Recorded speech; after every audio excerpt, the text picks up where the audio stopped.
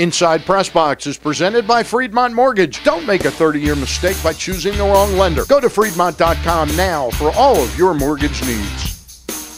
And welcome back to Inside PressBox. We'll hear from Orioles PA announcer Ryan Wagner in just a minute. But first, I want to tell you about my experience losing weight on the MetaFast weight control program over in Pikesville. There's ones all around the state, but I go to Pikesville. Before I started this program, as you can see, I was much heavier, look at me in these interviews, than I am today. Over the course of the past 4 months, I've already lost nearly 35 pounds, and I got to tell you, I feel great.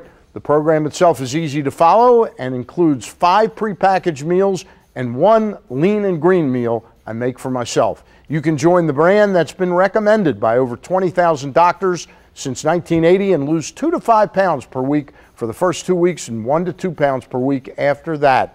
That's MetaFast. To learn more, visit MetaFastCenters.com. Results will vary. Consult your physician before beginning any weight loss program. And now, without further ado, let's head out to Oriole Park at Camden Yards and listen in on an interview I did recently with Ryan Wagner, the new PA voice. Stan the Fan back here at Camden Yards as promised with the voice of the Orioles, PA voice of the Orioles. Don't want to offend Jim Hunter or Gary Thorne or Joe Angel. Ryan Wagner. Ryan, thanks for coming on the show. Thank you for having me. Tell us a little bit about how this whole thing happened for you. I know last year you were a little bit of a celebrity on the MLB Fan Cave promotion. How did this come about this year? Yeah, I like to refer to myself as an L-list celebrity last year. Not a whole lot of people knew who I was, but yeah, I was working for Major League Baseball in the Fan Cave in New York and had just come off of 2 years on a Broadway tour of a musical. And so it had been a whirlwind 3 or 4 years for me. And after leaving the Fan Cave, where myself and a co-host watched every Major League Baseball game of the 2011 season, we interacted with players and celebrities, we wrote blogs and sketch comedy. It was a mishmash of a whole lot of different things. I left New York, left the Fan Cave, and was looking for my next opportunity. And somebody was kind enough to post on my Facebook wall, of all things, that the Orioles were going to be looking for a new PA announcer. And I took a shot. I didn't think there was any chance in the world that I was going to be lucky enough to get 3 dream jobs in a row. How many people did you end up competing with and beating out? It was 670, somewhere in there, which for me, after 11,000 people applied for the Fan Cave, was actually somewhat of an improvement. But I knew that there were going to be a lot of people that have some notoriety in Baltimore and have a lot more experience, maybe not in a traditional sense, but certainly with television and radio and things like that, especially in the city. But I knew I had a good shot with my training and my theater background and the experience I had in Major League Baseball the year before. So it was an interesting sort of competition and audition process. Where'd you go to college?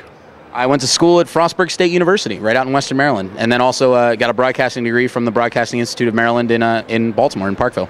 Lifelong Orioles fan? Absolutely.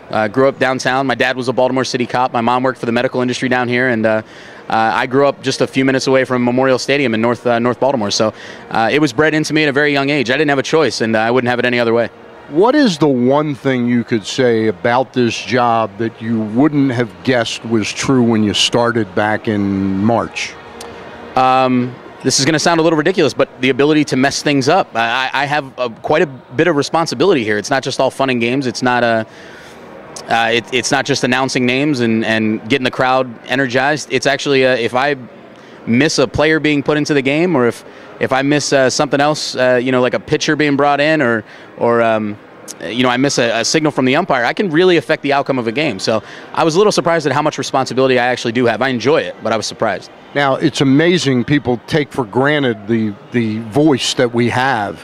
Have you had to battle anything during the season in the past? Rex and Dave McGowan had, periodic bouts of laryngitis or something. Have you had to battle through anything? No, I've been very lucky. And again, my theater training has been huge for me. I know what it takes to keep my voice healthy over a long period of time, doing the same thing day in and day out.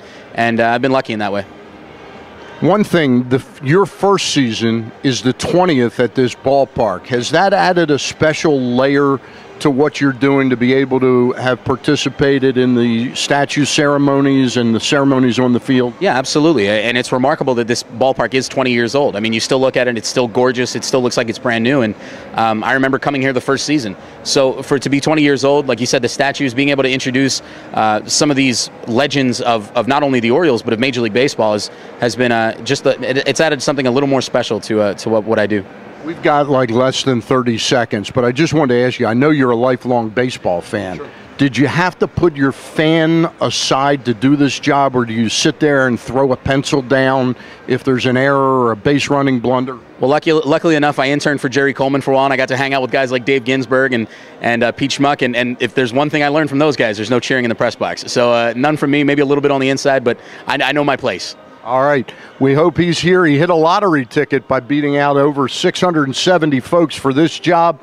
PA voice of the Orioles, Ryan Wagner. Ryan, thanks you very much for coming on. Thank you. And we'll be back with more right after this.